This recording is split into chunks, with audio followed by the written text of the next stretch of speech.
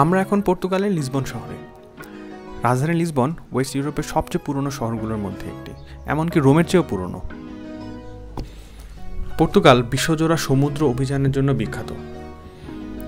ছোটবেলায় বইয়ে পড়ে আসা ভাস্কো দা গামার মতো আরও অনেক বিখ্যাত এক্সপ্লোরাররা ছিলেন পর্তুগিজ। আমরা আমাদের দিন শুরু করলাম লিসবনের আলফামা ডিস্ট্রিক্ট দিয়ে, যেটা লিসবনের সবচেয়ে পুরনো একটা ঐতিহাসিক এলাকা। আমরা এখন লিসবনের সান্তা লুজিয়া ভিউ পয়েন্টে দাঁড়ায় আছি।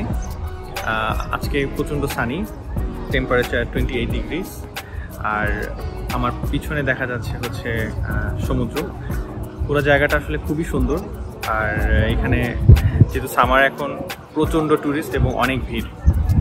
আমরা অলমোস্ট 500 স্টেয়ার্স পার্টি দিয়ে এরপর আমরা এখানে আসলাম। আসার পর দেখলাম যে দ্যাট ওয়াজ ওয়ার্থ ইট। জায়গাটা আসলে অনেক সুন্দর। আর বোনাস হিসেবে আজকে ফুল ক্লিয়ার স্কাই।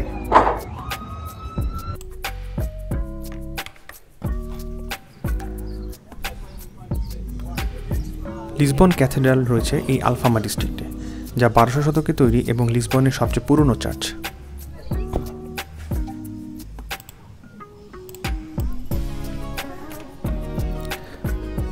এছাড়াও লিসবনের অন্যতম ট্যুরিস্ট অ্যাট্রাকশনের মধ্যে হলো এই ট্রাম 28, যা আলফামা ডিস্ট্রিক্টের মধ্যে দিয়ে চলাচল করে। শহর ঘুরে দেখার জন্য এই জনপ্রিয় মাধ্যম হচ্ছে এই ট্রাম, যার কারণে এই ট্রাম প্রচণ্ড ক্রাউডেড। তবে এই ট্রামে চড়ার একটা বিকল্প উপায় হিসেবে আমরা কি করেছি সেটা দেখাবো পরের ভিডিওতে।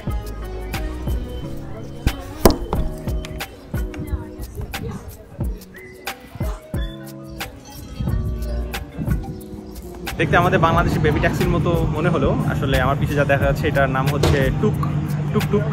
সো এটা হচ্ছে সিটিতে আপনাকে আসলে পুরো সিটিটা ঘুরে দেখাবে এবং এটার চার্জ হচ্ছে আওয়ারলি।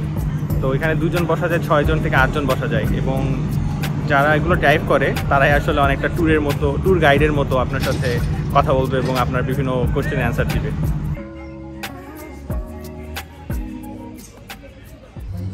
দুপুরে খাবার খুঁজতে খুঁজতে আমরা ছোট্ট একটা পর্তুগিজ রেস্টুরেন্টে চলে আসলাম, যেখানে অথেন্টিক পর্তুগিজ খাবার পাওয়া যায়।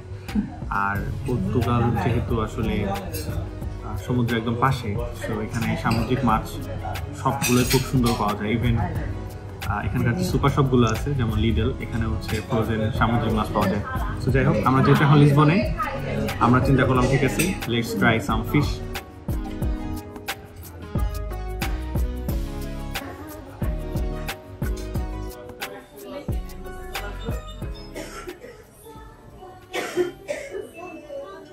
আমরা লিসবনের একটা দোকানে এসেছি যেখানে আসলে সার্ডিন ক্যান ফিশ পাওয়া যায়। তো এখানে একটা মজা হচ্ছে যে প্রত্যেকটা ক্যানের সামনে এরকম করে ডেট লেখা আছে। প্রথমে আমরা ভেবেছিলাম যে হয়তো 1969 সাল থেকে এই মাছগুলো ক্যান করা, আসলে তা না। সবগুলো মাছ ক্যান করা একই সময় এবং সবগুলো আসলে 10 ইয়ার্স ম্যাক্স। এগুলো তারা আসলে সুভিনিয়ার হিসাবে মানুষকে গিফট দেওয়ার জন্য এনকারেজ করে। আমার হাতে যে প্যাকেটটা আছে সেটাতে লেখা 1942, বাট এটা আসলে খুব রিসেন্টলি প্যাক করা। বাট প্যাকিংটা খুবই সুন্দর, খুব ইন্টারেস্টিং।